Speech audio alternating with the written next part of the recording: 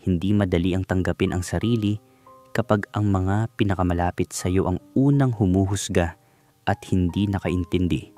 Sa kwento ni Nico, maririnig natin ang paglalakbay ng puso na puno ng sakit, pag-asa at pagkakahanap ng tunay na pamilya kahit sa mga lugar at tao na hindi inaasahan.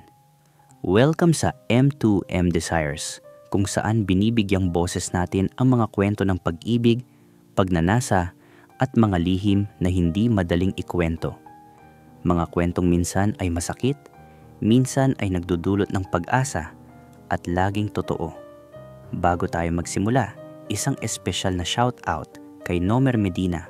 Salamat sa patuloy na suporta at inspirasyon sa mga kwentong tulad nito.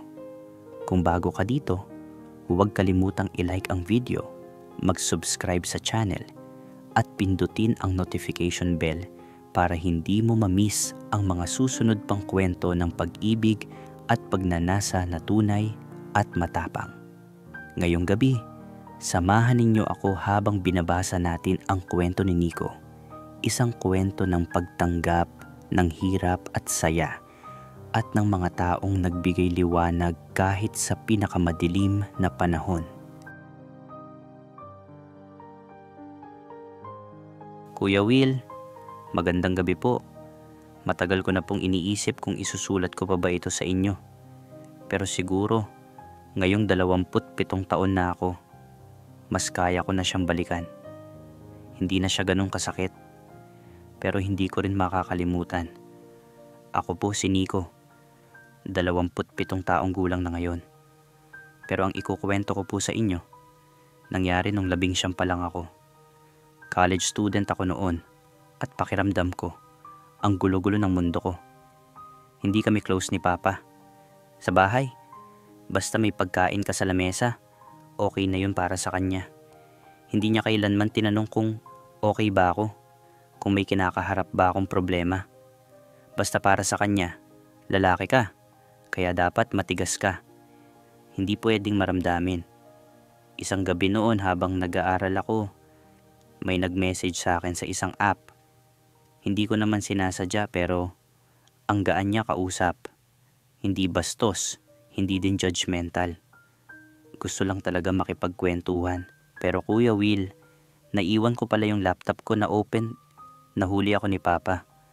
Wala na siyang tinanong. Wala na siyang inalam. Sinapak niya ako 2 beses. Tapos, binagsak niya yung laptop ko sa sahig. Bakla ka pala. Walang kwenta. Pinalaki kitang lalaki tapos ganyan ka.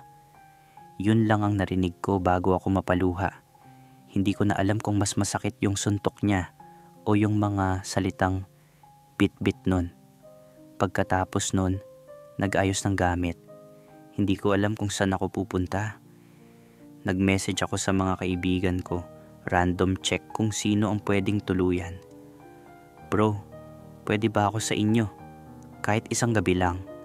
Pre, sorry, puno kwarto namin. Wala kami sa bahay bro. Next week pa babalik parents ko. Try mo muna ibang tropa pre. Hindi ko sure kay mama eh. Ang sakit Kuya Will. Yung mga taong kasama mo mag-ML, magbiruan. Pero kapag ganito na, parang bigla kang nagiging invisible. Tapos naalala ko si RJ. Hindi kami super close pero alam kong mabait siya. Nahihiya man ako. Nag-message ako. Pre, okay lang ba? Wala akong matulugan ngayon. Nag-reply siya agad. Dito ka na muna pre. Kami lang ni Papa dito. Safe ka rito. At doon Kuya Will, doon ko unang naranasan yung isang simpleng salita na hindi ko narinig kahit kailan sa bahay namin. Safe ka rito. Pagdating ko sa bahay nila, doon ko nakilala si Tito Domeng. At hindi ko alam, pero nung gabing yon, nagbago yung takbo ng buhay ko.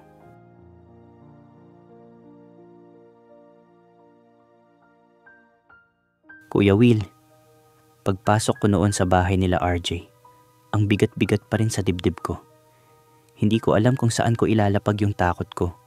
Kasi kahit lumayo na ako kay Papa, parang daladala ko pa rin yung galit niya. Simple lang yung bahay nila. Tahimik. Maliit lang ang sala pero ramdam mong may katahimikan na hindi nakaka-intimidate. Sabi ni RJ, "Pre, pasensya ka na ha, ganito lang dito. Pero safe ka rito." At Kuya Will, minsan pala, sapat na yung marinig mong safe ka. Kasi sa bahay namin noon, hindi ko naramdaman yun kahit kailan. Doon ko unang nakita si Tito Domeng. Matangkad siya, medyo rugged ang itsura, tahimik pero hindi intimidating. Noong una, akala ko pareho siya ni Papa. Yung tipong isang tingin pa lang, alam mong huhusgahan ka na. Pero hindi eh. Simple lang niyang tinanong si RJ, "Sino siya?" Tapos sagot ni RJ, "Pa, classmate ko. Wala siyang matirhan ngayon. Dito muna siya." Tumango lang si Tito Domeng at sabi niya sa akin, "Magpahinga ka muna bata." Hanggang ngayon, Kuya Will, natatandaan ko pa yung pakiramdam ng mga salitang yon. Walang judgment, walang tanong, walang pilit na sermon. Simpleng pagtanggap lang. Noong gabing yon, natulog ako sa sofa nila. Hindi ako agad nakatulog, kahit alam kong safe ako doon. Sanay kasi akong matulog na laging may takot. Takot na baka pagalitan ka o baka hindi ka tanggapin pag nalaman nila kung sino ka talaga. Pero kahit papaano, doon ko unang naramdaman na kahit hindi ka kadugo ng isang tao, kaya kanyang bigyan ng kapayapaan.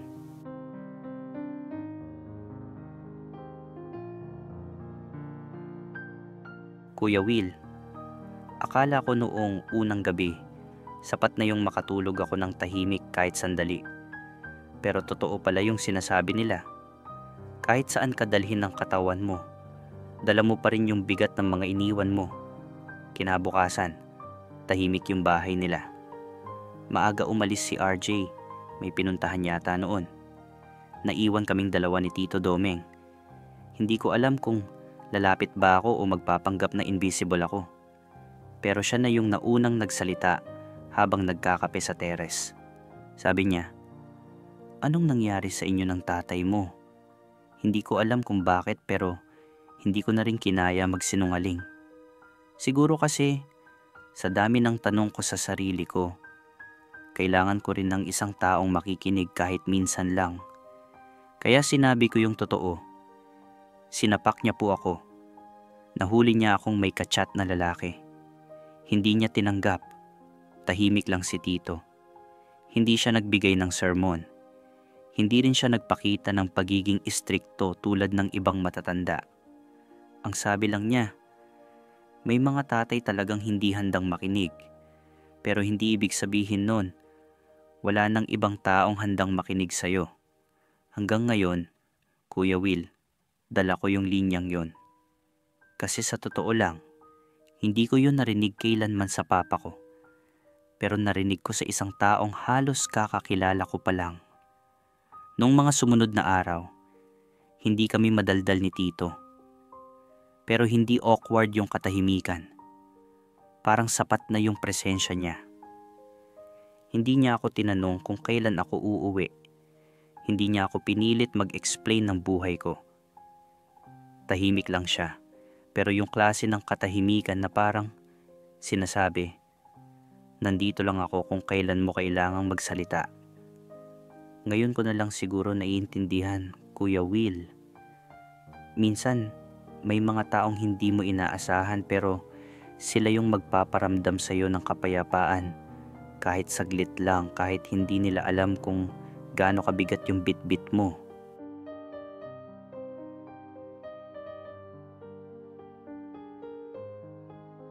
Kuya Will, hindi ko akalaing sa isang simpleng bahay, sa isang sala na may manipis na kutsyon, makakaramdam ako ng kahit kaunting kapayapaan. Pag uwi namin ni RJ galing klase, madalas sabay kaming kumain ng hapunan. Tapos pagkatapos, magligpit, babalik na siya sa kwarto niya. Ako naman, doon pa rin sa sala natutulog. Simpleng kutsyon lang, katabi ng maliit nilang TV. Pero bago ako matulog, minsan sumisilip si Tito Domeng sa sala. Hindi siya madaldal, pero minsan mag-aalok siya ng kape kahit gabing-gabi na. Gusto mo ng kape? Tatango lang ako. Doon kami sa terrace o kaya sa kusina. Tahimik lang. Hindi kailangan ng maraming salita. Isang beses habang umiinom kami ng kape, tinanong niya ako, "Marunong ka ba magluto? O puro instant lang alam mo?" Napatawa ako ng bahagya, Kuya Will. Sabi ko, "Hotdog at itlog lang po, yun lang ang kaya ko." Ngumiti siya ng konti. Yung tipong nakakatawa pero hindi nagbibiro. Sabi niya, "Pwede na. Basta hindi gutom." Simple lang yung usapan namin, pero sa loob ko, parang may kung anong init na hindi ko maintindihan. Yung tipong, ang simple ng mundo nyo pero sapat na. Minsan din, habang nag-ayos ako ng mga gamit ko sa isang sulok ng sala, tinanong niya, "May plano ka na ba kung kailan ka uuwi?" Tahimik ako sandali. Hindi ko alam kung anong sasabihin. Sagot ko lang, "Hindi pa po. Hindi ko pa kayang harapin si Papa." Tumango lang siya. Walang puwersa, walang sermon. Hinayaan niya akong huminga. Doon ko mas lalo siyang nakilala, Kuya Will. Hindi siya yung tipong tatay na makwento o mapanghusga. Tahimik siya pero marunong makinig. At aaminin ko, sa mga simpleng ngiti niya at tanong niya, doon ko unang naramdaman yung kilig na hindi ko maintindihan kung saan nanggagaling. Siguro kasi noon ko lang naranasan na tratuhin ng normal kahit ang dami kong bit-bit na gulo.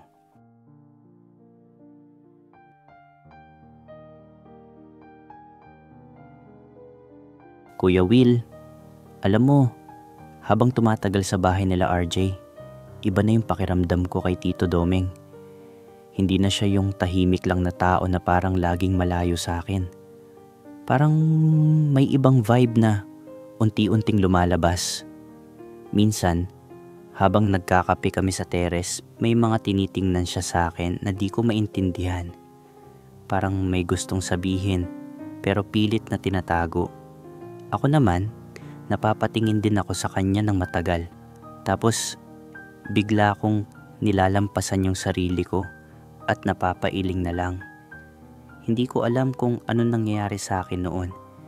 Pero ramdam ko na nahuhulog na ako kahit na sobra-sobra ang kaba. Isang gabi, habang nag-uusap kami, hindi namin sinadya na naging seryoso ang usapan. Nagsabi siya ng mga bagay tungkol sa sarili niya, yung mga bagay na hindi niya madalas ikwento. Tapos, dahil sa biglaang tapang, hinawakan ko yung kamay niya. Tahimik lang siya, hindi umalis, hindi rin nagsalita. Nilapit ko yung mukha ko sa kanya at tiningnan siya sa mata. Sinubukan kong halikan siya. Hindi ko ma-explain yung saya at takot na sabay na naramdaman ko. Hindi niya ako itinulak. Unti-unti naming hinayaan yung sarili namin. Naghalikan kami, mabagal at maingat, parang sinusubukan naming intindihin yung nangyayari. Pagkatapos nun, nanatili kaming tahimik. Parang di na kailangan ng salita. Alam kong iba na ang lahat simula nun. Hindi na pwedeng balik sa dati, pero hindi ko rin alam kung saan kami papunta.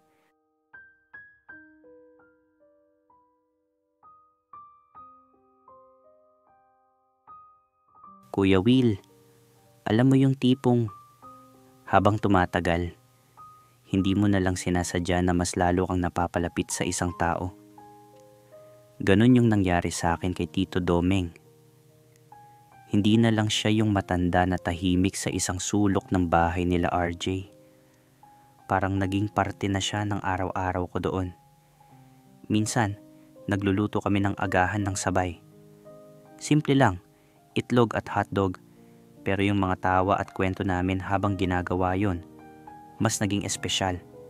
Nagsimula na rin siyang magtanong tungkol sa mga pangarap ko, sa mga plano ko sa buhay. Hindi niya pilit na tinatanong, kundi parang genuine siya. Ako naman, kahit medyo nahihiya pa, sinasabi ko na rin yung mga gustong mangyari sa buhay ko. Nakikinig siya ng buong puso. Isang gabi, habang nagkakape kami sa terrace, hindi namin sinasadya, na maabot namin yung mga bagay na madalas nating tinatago sa sarili.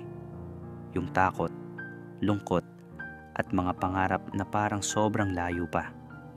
Biglang lumapit siya sa akin at niyakap ng mahina. Hindi yung yakap na sobra, kundi yung yakap na parang gusto lang magbigay ng konting lakas at init.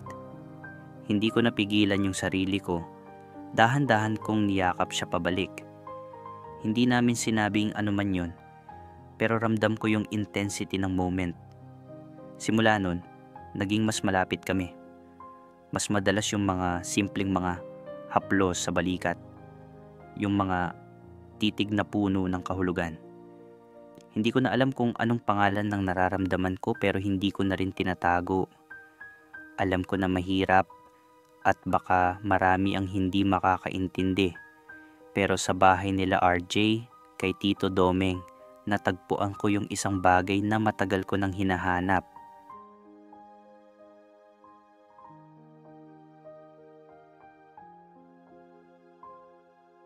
Kuya Will, isa sa mga gabi na hindi ko makakalimutan.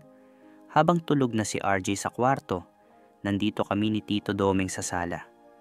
Tahimik lang, medyo malamig ang hangin, at parang may bigat na bumabalot sa paligid. Unti-unti kaming napalapit sa isa't isa, sa paraang hindi namin sinasadya. Yung mga simpleng haplos sa kamay ko na dati ay normal lang, biglang naging puno ng kahulugan. Yung mga titig na mahaba, na parang may gustong sabihin pero takot ilabas. Hindi ko na idedetalye kung paano namin nilakad yung gabing yun, Kuya Will. Pero masasabi ko na nagkaroon kami ng isang bagay na malalim at hindi inaasahan. Nagtalik kami. Hindi ito nangyari ng biglaan o basta-basta lang. Mabagal, maingat, at puno ng mga emosyon na halos hindi ko maintindihan noon. May kaba, may saya, may takot, at higit sa lahat, may pangungulila. Pagkatapos nun, nag-iba ang hangin sa bahay. Hindi na kami pwedeng bumalik sa dati. Parang may pader na unti-unting tumataas sa pagitan namin na hindi namin alam kung paano babasagin. Hindi ko pa rin alam kung ano ang tama o mali sa nangyari. Madalas kong tanungin ang sarili ko, ano ba talaga ang gusto ko? Ano ba talaga ang nararamdaman ko para kay Tito Domeng? Pero kahit na puno ng tanong ang puso ko, ramdam ko na hindi na ako nag-iisa. Meron na akong isang tao na kahit papaano, pinaparamdam sa akin na may lugar ako sa mundong ito.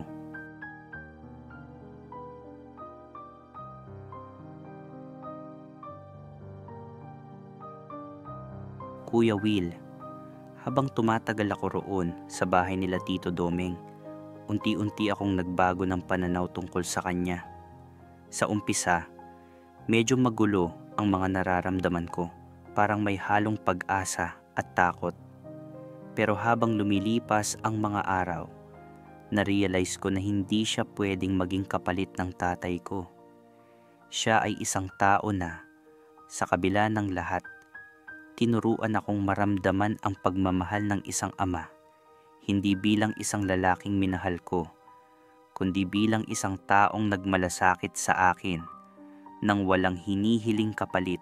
Isang gabi, habang natutulog ako sa sala, lumapit siya sa akin at tahimik na sinabi, "Nico, alam kong mahirap ito, pero kailangan mong subukan bumalik sa bahay mo. Hindi ko pwedeng palitan yung lugar ng tatay mo sa buhay mo, kahit anong gawin ko."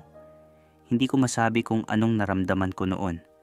Siguro, lungkot at pasensya sa sarili. Alam kong tama siya, pero sa puso ko, ayokong iwan ang lugar kung saan ako nakaramdam ng kapanatagan. Bago ako matulog, may sinabi pa siya, "Kung hindi ka pa handa bukas, sabihin mo lang. Pero wag mong hayaang pangamba lang ang maging dahilan kung bakit hindi ka babalik." Tumango lang ako. Parang alam naming pareho na may hangganan ng kwento namin, at kahit anong mangyari, hindi na ito mauulit.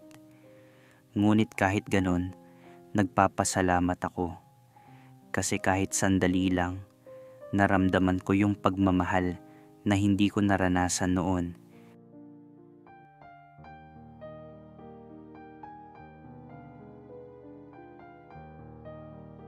Kuya Will, kinabukasan, maaga pa lang, nag-empake na ako. Hindi ko alam kung saan kukunin yung tapang, pero sabi nga ni Tito Domeng, hindi pwedeng puro takot na lang. Tahimik lang siya habang inaayos ko yung gamit ko. Wala siyang sermon, wala ring tanong. Pagbaba ko ng hagdan, nandun siya sa sala, nagkakape. Sabi niya, hatid na kita sa terminal. Habang nasa motor kami, tahimik kaming dalawa. Parang pareho kaming may gustong sabihin pero pinili na lang namin na huwag muna. Pagdating namin sa terminal, bago ako bumaba, tinapik niya lang ako sa balikat at sabi, lagi mong tandaan, Nico, kahit hindi kita anak, may tatay ka pa rin dito. Hindi ko na napigilang mapaluha, Kuya Will. Hindi ko na rin siya kayang tingnan ng diretso. Ang bigat ng damdamin. Bago ako sumakay ng jeep, sabi niya pa, lihim lang natin yon ha? Tumango lang ako. Kasi alam ko, pareho naming hindi kayang ipagsabi kahit kanino yung nangyari. Habang bumibiyahe pa uwi, ang daming tanong sa isip ko. Pero kahit papaano, dala ko yung maliit na lakas ng loob na binigay niya.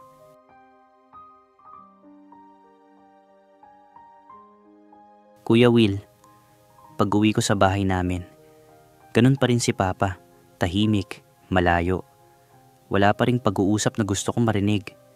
Hindi ko inaasahan na yayakapin niya ako o hihingi ng sorry. Siguro, hindi pa siya handa. At siguro, ako rin. Pero kaya ko na siguro ngayon tanggapin yung sarili ko kahit hindi niya ako tanggapin. Isang gabi, naglakas loob ako na magsabi, Pa, sorry kung hindi ako yung anak na gusto mo. Pero pagod na akong magtago. Wala siyang sinagot. Tumayo lang siya at umalis ng bahay. Masakit, oo. Pero hindi na ako tulad ng dati na umiiyak buong gabi. Alam ko, kahit hindi niya ako tanggapin, may isang tao na naniwala sa akin kahit hindi niya ako anak. Si Tito Domeng. Pagbalik ko sa kwarto, binuksan ko cellphone ko. May message siya. Kumusta ka na? Dito lang ako kung hindi mo kayanin. Napangiti ako. Kahit may konting luha, hindi ko alam kung magkikita pa kami ulit. Pero siguro, sapat na yung minsan. May isang taong nagpakita sa akin kung anong ibig sabihin ng pagmamahal. Yung pagmamahal na hindi mo kailangang ipilit. Hindi perfect ang ending, pero mas magaan na yung loob ko ngayon. Lubos akong nagpapasalamat kay Tito Domeng. Hindi siya kailanman pumalit sa tatay ko. Pero naging ilaw siya sa madilim kong panahon. Natutunan kong minsan, ang pagmamahal ay hindi laging perpekto. Pero sapat na yung nararamdaman mong may taong nagmamalasakit ng tapat. Salamat din po sa iyo, Kuya Will, dahil nandito ako ngayon nakakapagsalita at nakakapag-open up. Sana kahit paano, makatulong din ang kwento ko sa iba. Nico, salamat sa pagsama sa akin ngayong gabi sa kwento ni Nico. Isang kwento ng tapang, pag-ibig, at pagtanggap sa sarili kahit na puno ng pagsubok. Sana'y may natutunan kayo na kahit sa pinakamadilim na yugto ng buhay, may liwanag na pwedeng matagpuan sa mga taong handang umintindi at magmahal ng totoo. Kung natouch ka ng kwento, huwag kalimutang i-like at i-share ito para mas maraming makinig at makaramdam ng pag-asa. At syempre, mag-subscribe ka na rin dito sa M2M Desires para updated ka sa mga susunod pa nating mga kwento na puno ng tunay na damdamin. May mga kwento ka rin ba na gustong ibahagi? I-comment mo lang sa baba at baka mabasa natin sa susunod na episode. Hanggang sa muli, ako si Kuya Will, nagsasabing, kahit ano paman ang pinagdadaanan mo, hindi ka nag-iisa. Paalam. At salamat sa pagtitiwala sa M2M Desires.